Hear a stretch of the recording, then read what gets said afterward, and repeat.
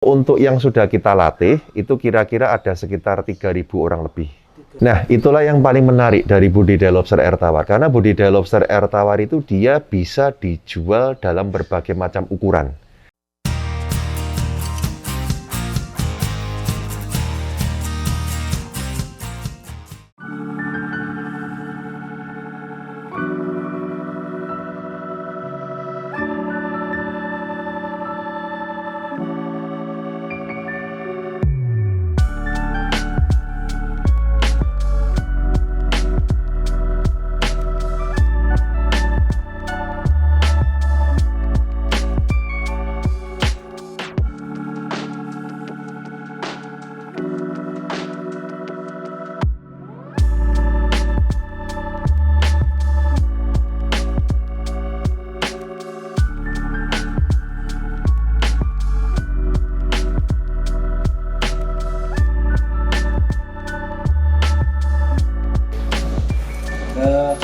Salam warga Taniling TV.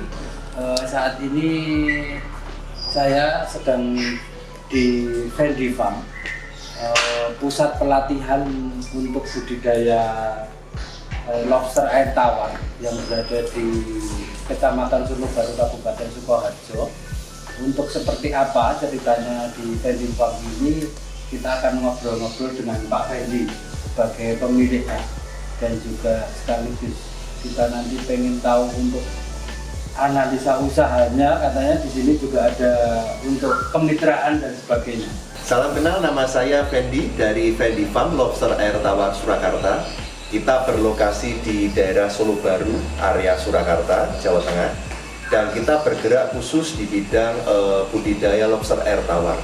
Di sini kita menyediakan berbagai macam produk dari indukan, lobster konsumsi, lobster bibit, dan kemudian kita juga menyediakan jasa pelatihan budidaya lobster air tawar dari skala kelas industri sampai skala kelas menengah maupun skala kelas yang rumahan.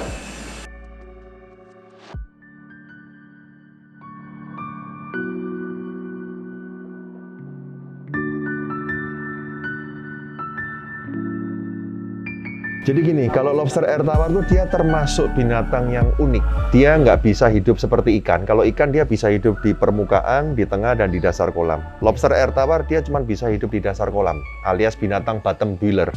Oleh karena itu salah satu kendala terbesar dalam budidaya lobster air tawar itu adalah space. Kita nggak bisa bikin terlalu padat. Karena kalau terlalu padat dia pertumbuhannya bisa terhambat, kemudian dia bisa saling serang satu sama lain.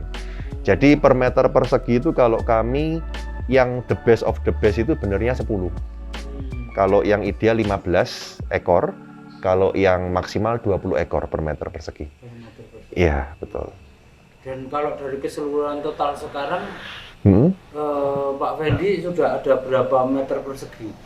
Kalau kita totalnya lahan yang ada mungkin ya mendekat, mungkin 1 hektar lebih dikit. Tapi itu terpencar di beberapa tempat, gitu.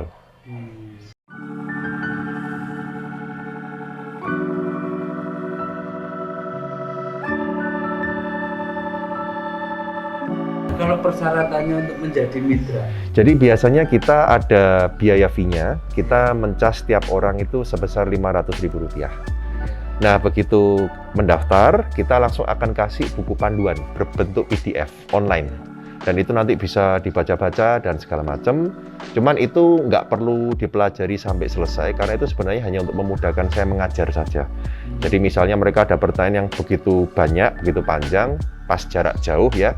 Nah, saya tinggal tunjuk, oh jawabannya ada di buku saya halaman berapa, oh jawabannya di buku saya halaman berapa. Nah, kemudian setelah itu biasanya mereka info dulu ke saya. Pak, saya ada lahan sekian meter persegi yang nganggur, yang bisa dipakai untuk budidaya lobster air tawar, bentuknya seperti ini. Nah, kemudian itu menjadi tugas saya dan tim langsung untuk men-sket lahan tersebut. Oh, dengan lahan segini kamu bisa bangun, bisa jadi beberapa kolam, terus kamu butuh berapa indukan lobster, pakannya berapa, cost-nya berapa, profit, omset nanti kalau panen berapa, dan segala macam. Nah, setelah itu biasanya mereka terus bangun kolam dulu, supaya nggak bolak-balik. Bangun kolam sesuai instruksi saya. Kalau kolam kan kita bisa pantau secara online. Sampai beres dulu, air sudah nggak bocor segala macam, komplit, baru janjian untuk pelatihan sama saya di sini. Dan di sini kita akan belajar pelatihan sekalian praktek juga, dan setelah selesai mereka pulangnya bisa sekalian bawa indukan. Dan kalau sistem pelatihan di tempat saya itu seumur hidup. Jadi Anda mau ke sini berapa kali pun, Anda mau tanya-tanya berapa kali pun sudah tidak ada cas tambahan lagi. Karena terus terang budidaya lobster air tawar ini kan termasuk ternak ya. Ternak itu tidak bisa dikuasai dalam sekali pertemuan. Minimal saya harus bimbing ya, paling tidak ya sekitar setengah tahun sampai setahun. Sampai 1-2 kali panen baru bisa lancar jalan sendiri. Nah, kalau sekarang jumlah mitranya yang sudah berapa? Terus terang kalau untuk yang sudah kita latih, itu kira-kira ada sekitar 3.000 orang lebih. Ya, tapi yang jadi mitra atau partner kita yang tetap, itu mungkin sekitar 50-100 orang. Sistem kami begitu, termasuk sistem saya sendiri ya, begitu kita sudah menguasai ilmunya, sudah bisa beberapa kali panen, sudah lancar jual, kita butuh yang namanya backup. Karena yang namanya panen itu tidak selalu berhasil, dan misalnya berhasil pun juga tidak selalu bisa memenuhi stok. Karena banyak banget request-nya. Jadi makanya dari situ kita ada timbul ide kenapa kita nggak cari partner aja. Partner yang kita bisa ajarin, kita didik dari nol sampai berhasil. Dan kemudian ketika mereka berhasil, bisa panen, pertama kali kan pasti orang bingung tuh, saya mau jual kemana. Nah itu bisa dijual balik ke kita. Nah itulah yang paling menarik dari budidaya lobster air tawar. Karena budidaya lobster air tawar itu dia bisa dijual dalam berbagai macam ukuran. Jadi kalau Anda kebetulan tidak punya space yang luas, tidak punya lahan yang luas, itu kita bisa akalin dengan cara bikin lahan bertingkat seperti ini. Dan kita pun juga tidak terburu-buru harus jual lobster yang ukuran besar. Karena ukuran yang kecil pun juga banyak peminatnya. Jadi sebenarnya cabang budidaya lobster air tawar itu ada 5 arah penjualannya. Yang pertama kita bisa jual sebagai lobster konsumsi yang sudah gede. Yang kedua kita bisa jual sebagai lobster indukan untuk diternakkan kembali. Yang ketiga kita bisa jual sebagai lobster bibit bagi yang mereka mau ternak dalam skala kecil dulu. Yang keempat mereka juga bisa dijual sebagai lobster hias. Karena menariknya lobster yang kita pelihara ini, red claw ini, dia bisa berubah sampai bermacam-macam warna. Dan yang paling favorit saat ini warnanya biru. Oh iya. Gitu. Iya, yang seperti di gambar. Ada contoh di situ ya. Dan kemudian yang kelima itu yang kelima itu arah bisnisnya itu, jadi kita juga sebagai konsultan juga. Kalau ada orang yang membuka lahan usaha baru dan sejenisnya lah, itu kita bisa kasih pengarahan. Nah, mengenai prospeknya, kalau untuk yang sudah siap dikonsumsi, untuk yang ukuran sekitar ya 4-5 in lah, itu kalau di pasaran biasa laku dengan harga sekitar 150.000 sampai 250.000 per kilo. Di mana 1 kilonya isinya sekitar 20 ekor. Jadi 1 ekornya sekitar 50 gram.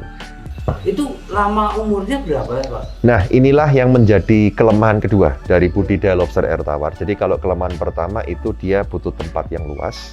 Kelemahan kedua dia butuh waktu yang cukup lama untuk budidaya. Jadi mungkin mirip ikan gurami ya, sekitar 5-6 bulan baru bisa panen. Cuman keuntungannya cost-nya sangatlah kecil. Cost-nya sangatlah kecil ke taraf sampai di mana kita bisa dibilang nggak ngapa-ngapain.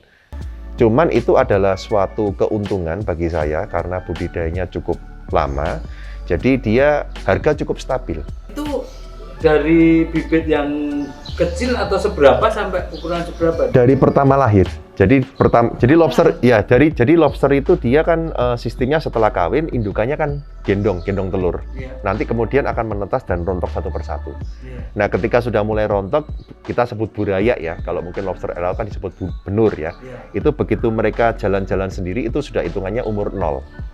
Dan dari situlah nanti sampai panen kira-kira yang makan waktu sekitar 6 bulan. Untuk biayanya Pak, pakannya ini sebenarnya apa sih? Ya, kita ada pelet khusus untuk budidaya lobster air tawar dan inilah salah satu buktinya ya kalau cost-nya benar-benar murah. Anda bayangkan aja untuk lobster yang ukuran segitu, itu per 10 ekor, per 24 jam, kebutuhan pakan kalau kita pakai pelet hanya butuh segini. Sekali saja sehari. Sehari sekali? Ya, ini sekitar 2,5 sampai 3 gram alias setara dengan setengah sendok teh. Iya. Gitu, per 10 ekor. Sedikit sekali. Gitu. Kalau yang lobster air tawar ini sebenarnya habitat aslinya itu seperti apa sih? Di habitat aslinya sebenarnya di itu, sungai, danau, dan di rawa. Di daerah tempat sawah ya sebenarnya ya. Kebanyakan di sawah, di sungai, dan di danau. Tapi Habitat di aslinya di Indonesia situ. atau Kalau setahu saya itu dulu awalnya kebanyakan dari Australia yang kita punya itu.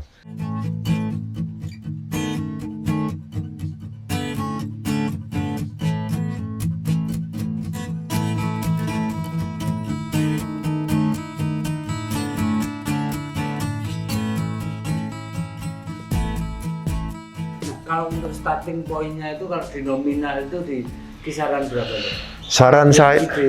Saran saya kalau bisa ya di kisaran sekitar 5 sampai 7 juta ya.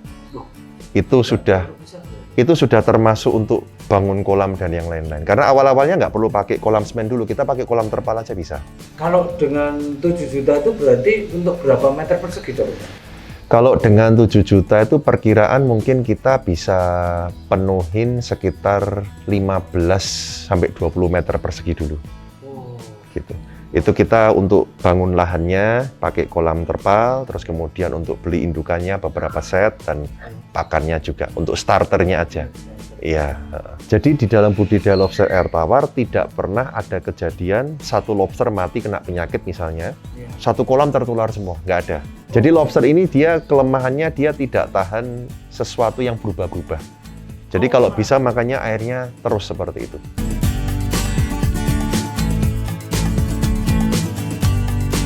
Kalau selama ini yang konsumsinya untuk konsumsi itu resto? Atau? Ya, resto juga, terus kebanyakan juga kalau sekarang itu yang paling booming bakso lobster ya. Oh, bakso. Jadi yang awalnya kita fokus ke resto, sekarang malah ke yang menengah ke bawah.